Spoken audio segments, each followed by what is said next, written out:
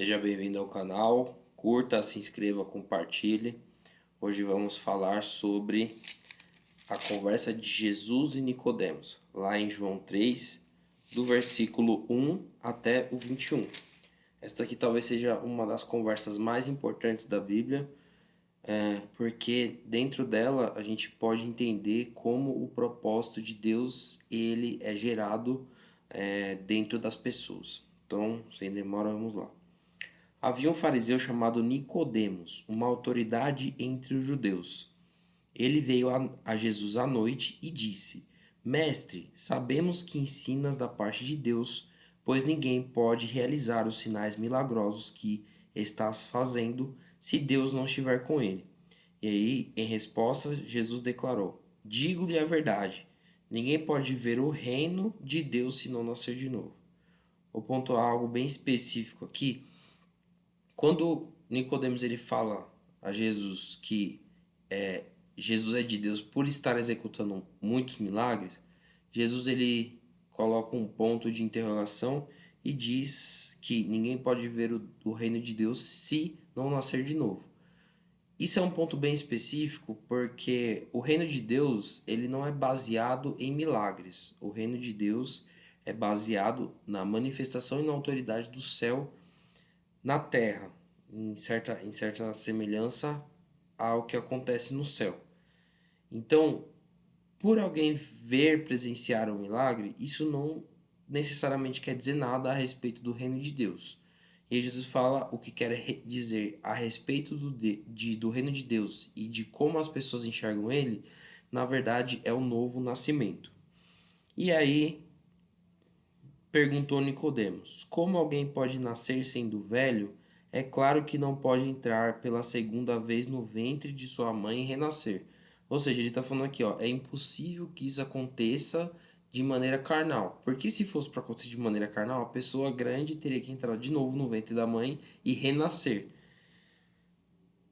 Porém, Jesus respondeu ele, ó, digo-lhe a verdade, ninguém pode entrar no reino de Deus se não nascer da água e do Espírito. O que nasce da carne é carne, mas o que nasce do Espírito é Espírito. Não se surpreenda pelo fato de eu ter dito, é necessário que vocês nasçam de novo. Ou seja, enquanto Nicodemos estava falando de um nascimento, um renascimento carnal do ponto de vista humano, Jesus estava falando de um nascimento espiritual que vinha através da água, tá? Então ele deixa bem claro que quem nasce da carne é carne, mas quem nasce do espírito é espírito. E nós, como uma vez nascendo da carne, não podemos renascer novamente, óbvio. Mas uma vez nascidos na carne, nós podemos nascer para Deus em espírito. E essa pessoa que nasce para Deus em espírito é aquela que vai ver o reino de Deus. E aí ele vem e fala assim, ó, o vento sopra onde quer. Você o escuta, mas não pode dizer de onde vem nem para onde vai. Assim acontecem com todos os nascidos do Espírito. E quem é nascido do Espírito, ele tem uma peculiaridade muito grande. A pessoa que é nascida do Espírito, muitas vezes ela não sabe nem o que está fazendo, nem o que está acontecendo na vida dela. Porque da mesma maneira que Deus ele coordena as manifestações dos fenômenos naturais, ele também coordena as ações daqueles que são nascidos de Deus. Então Deus leva aqueles que nasceram dele para onde ele quiser. E não dá para que alguma pessoa vendo o mover de Deus saber se esse mover da onde que ele vem nem para onde que ele vai. E quando eu digo isso, é o fundamento desse mover e o futuro desse mover na vida de uma pessoa ou de várias pessoas. Perguntou Nicodemos, como pode ser isso? E aí vem aqui, Jesus disse: Você é mestre em Israel e não entende dessas coisas? Asseguro-lhe que nós estamos falando, que nós falamos do que conhecemos e testemunhamos do que vimos. Mas mesmo assim vocês não aceitaram o nosso testemunho. Eu lhes falei de coisas terrenas e vocês não creram. Como crerão se eu falar de coisas celestiais? E aqui Jesus ele faz uma analogia a coisas terrenas. Então, Nicodemos primeiro ele perguntou, ó, como é que um homem pode nascer se ele vai ter que voltar pro ventre da mãe? Não tem como fazer isso. Então Jesus fala assim, ó, ele está entendendo que o nascimento é de uma maneira humana. Então eu vou usar um conceito humano para explicar para ele como funciona o reino de Deus. Quando ele fala do vento. E aí mesmo assim, Jesus falando do vento que ninguém sabe de onde vem nem para onde vai, pois o vento ele não é coordenado por ninguém, mas assim é uma manifestação dos fenômenos naturais coordenados por Deus. Dessa mesma maneira, a gente não consegue ter domínio sobre a nossa própria vida. E mesmo assim, Nicodemos, quando Jesus ele compara algo espiritual com algo físico, Nicodemos não consegue compreender. E aí ele fala: Nicodemos, ó, você é mestre em Israel e você não sabe dessas coisas, eu estou falando de coisas que fazem parte do dia a dia de vocês.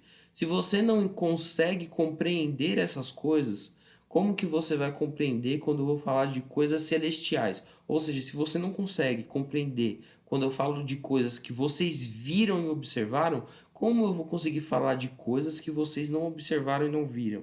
Inclusive, por isso que ele fala assim, ó, nós falamos o que conhecemos e testemunhamos o que vimos, mas mesmo assim vocês não aceitaram nosso testemunho. Ou seja, Jesus falando para ele que ele viu coisas e mesmo ele vendo as coisas e explicando, aqueles fariseus não aceitaram o testemunho dele.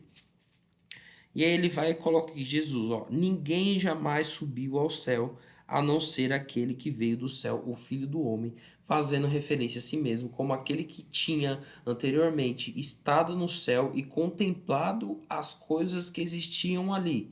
E por conta de ter contemplado esses tipos de coisa, é que Jesus ele conseguia realmente falar aquilo que acontecia lá no céu.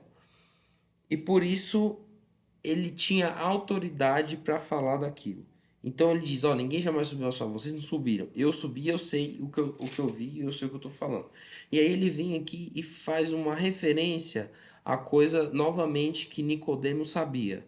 Ó, da mesma forma como Moisés levantou a serpente no deserto, assim também é necessário que o Filho do Homem seja levantado, para que todo aquele que nele crê tenha a vida eterna.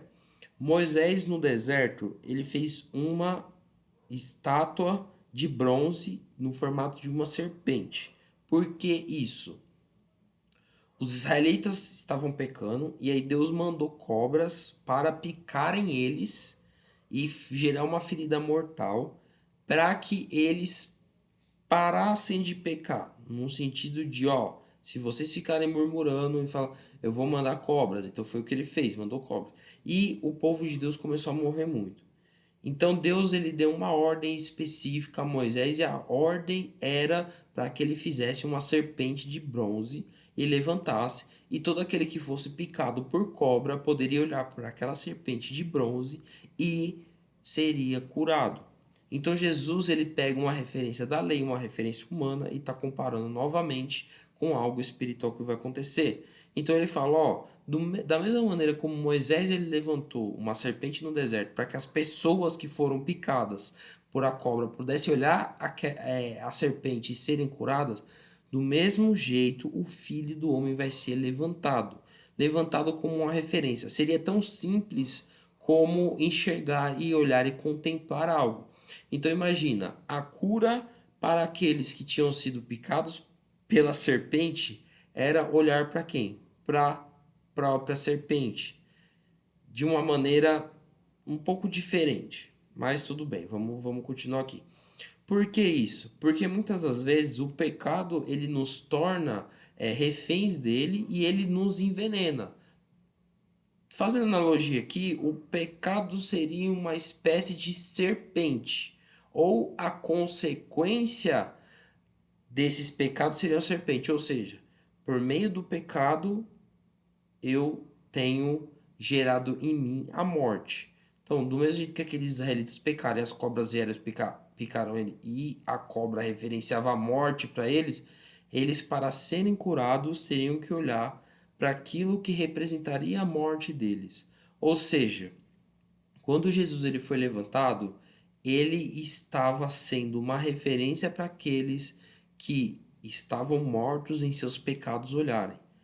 Ou seja, Jesus, ele sendo levantado no madeiro, era simplesmente uma referência da morte que nós haveríamos de sofrer no lugar dele, perante Deus. Mas Deus, ele substituiu a vida daqueles que creem pela vida do seu filho.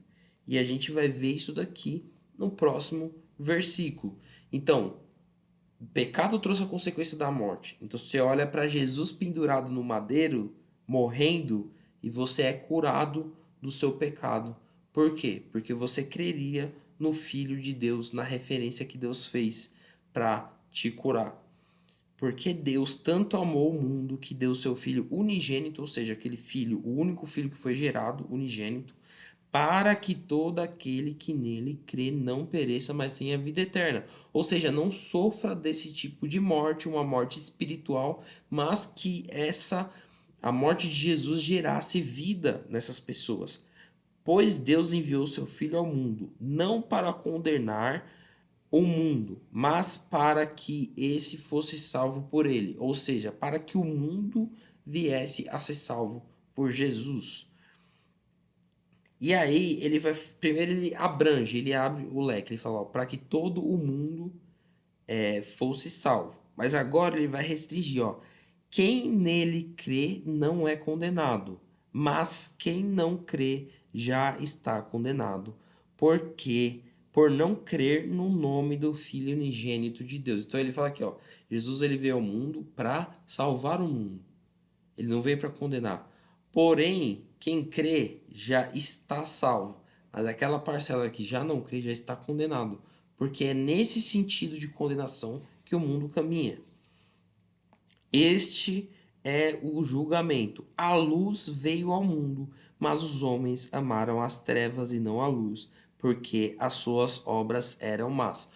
Ou seja, o julgamento de Jesus para o mundo simplesmente é revelar as obras dos homens que eles faziam perante Deus. E aqueles homens que eles amaram as trevas e não a luz, não a revelação plena. E eles amaram justamente porque o que eles faziam era mal. Quem pratica o mal odeia a luz, ou seja, odeia ser revelado, e não se aproxima da luz, temendo que as suas obras sejam manifestas. Porque a pessoa que ela comete maldades e não existe uma luz para iluminar, então imagina pessoas numa sala e aí uma pessoa vai e assassina a outra. Só que está no escuro, ninguém está vendo. Aquela pessoa ela prefere justamente a escuridão para que aquele assassinato, aquilo não venha a ser revelado. Então, da mesma maneira, as pessoas que elas temem se expor e trazer luz aos seus pecados é porque as obras que elas praticam são obras do mal. Então, quem pratica o mal odeia a luz e não se aproxima da luz, temendo que suas obras sejam manifestas. Mas quem pratica a verdade vem para a luz, para que se veja claramente que as suas obras são realizadas por intermédio de Deus. Ou seja, as pessoas que elas fazem as obras delas com o coração em Deus, elas não temem que as suas obras sejam manifestas e reveladas, diferente daqueles que fazem as obras para desagradar a Deus, ou seja, obras más. Então, quando Deus ele expõe através da lei, porque a lei, de certa maneira, ela tem esse objetivo de expor as nossas obras. Por exemplo, se a lei fala, ó, não matarás, então ela está trazendo luz a um conceito de morte. Então ela fala, ó, não matarás. Se você é um homicida, você não vai querer trazer as suas obras para a luz da lei, ou a luz da revelação de quem é o Filho de Deus. Justamente porque, uma vez que você traz as suas obras à luz, ela vai ser provada se elas são boas ou ruins. Então, esse é um diálogo muito importante, porque ele basicamente resume todo o conceito do evangelho e tudo o que é necessário para que uma pessoa seja salva. A Bíblia é tão perfeita que ela pode ser resumida em poucos versículos, mas ela também é tão perfeita que você pode passar anos estudando essa palavra e não contempla ainda assim o tamanho das coisas que estão aqui, dos conceitos que estão estabelecidos. Então entenda isso, que Jesus ele possa te salvar, você possa trazer as suas obras para a luz de Deus, para a luz de Cristo, e que as suas obras possam ser manifestas perante Deus e que você possa ter um novo nascimento, não uma mudança, porque muitas pessoas falam que mudam. Ah, eu mudei para melhor, mas Jesus ele nunca pediu para ninguém mudar. Ele pediu para a pessoa nascer de novo, não de uma maneira carnal, mas de uma maneira espiritual. Então, quem é luz vai trazer as suas obras e vai nascer de novo como sendo fruto do Espírito de Deus e não fruto de suas escolhas humanas, de suas mudanças humanas, mas frutos daquele que ele expõe todas as coisas, transforma e revela todas as coisas. Que Deus possa atuar na sua vida, na minha vida nesse sentido, e que a gente possa aí procurar sempre fazer as obras conforme a vontade do nosso Senhor. Fique com Deus, tenha uma boa noite, um bom dia, uma boa tarde, e não se esqueça, curta, se inscreva, compartilhe esse vídeo, conto com você.